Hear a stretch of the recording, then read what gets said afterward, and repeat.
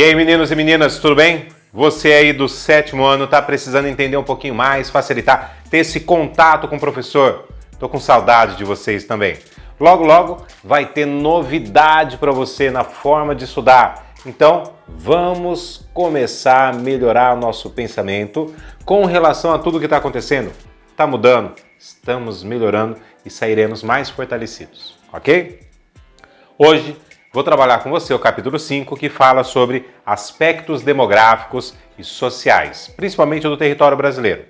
Então nós vamos falar algumas definições, vamos entender um pouquinho mais sobre populoso, povoado, taxa de natalidade, taxa de mortalidade e pirâmides etárias. É o suficiente para a gente entender e fazer alguns exercícios para esta semana. Tudo bem? Me acompanha. Vamos lá. Bom, quando nós falamos sobre o termo populoso, nós estamos falando sobre a população que habita determinado território. Como assim? Quantas pessoas tem por quilômetro quadrado? Ou seja, as pessoas em função do território. Se tem muitas pessoas em determinado território por quilômetro quadrado, aí nós vamos falar se é ou não populoso.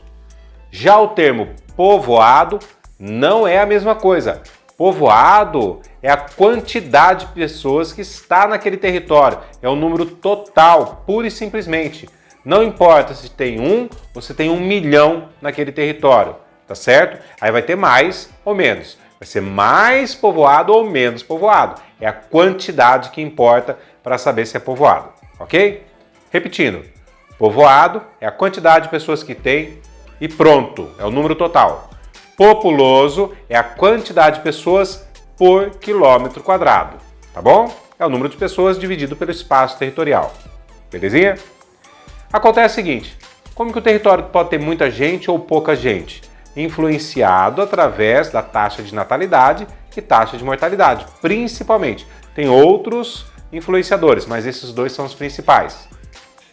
Taxa de natalidade refere-se ao número de nascimento, a quantidade de pessoas que nascem, quantas crianças que nascem em determinado território.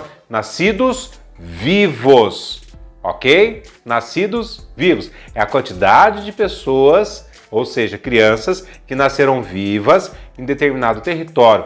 Normalmente a cada grupo de 1000 pessoas, tá bom? E taxa de mortalidade? Taxa de mortalidade é a quantidade de pessoas que morrem em um determinado grupo, ou seja, a cada 1000 pessoas, quantos morreram num período de 1 ano, por exemplo. Então, quantas pessoas morreram em determinado ano na cada grupo de 1000? Aí você vai ter o resultado da taxa de mortalidade. Agora vamos falar da pirâmide etária. Através da pirâmide etária, você consegue identificar se um país está se desenvolvendo, se ele está melhorando, se o país está ficando com a população mais idosa, mais adulta, se um país é muito pobre, ou seja, se tem um número de nascimento de crianças ainda muito elevado, se tem um número de taxa de mortalidade elevado, você consegue fazer algumas análises aí e ajuda a identificar um pouquinho isso daí. Por quê? A base da pirâmide é a quantidade de crianças. O meio, o corpo da pirâmide é o número de adultos do país e o topo de pessoas idosas. Então, quanto mais a base é menor, o corpo é mais cheio e o topo vai ficando maior, você consegue identificar que é um país um pouco melhor. Então, se a pirâmide etária tem aquele formato triangular, esse formato aqui, ó, é um país menos desenvolvido. Se tem um formato um pouco mais reto e a ponta é um pouco maior, país desenvolvido. Dá uma olhada aí do lado, tá joia? Galerinha, corre lá fazer o exercício, presta atenção e consigam um resultado significativo daqui pra frente, tá bom? Conto com você. Tchau, tchau. Até a próxima aula.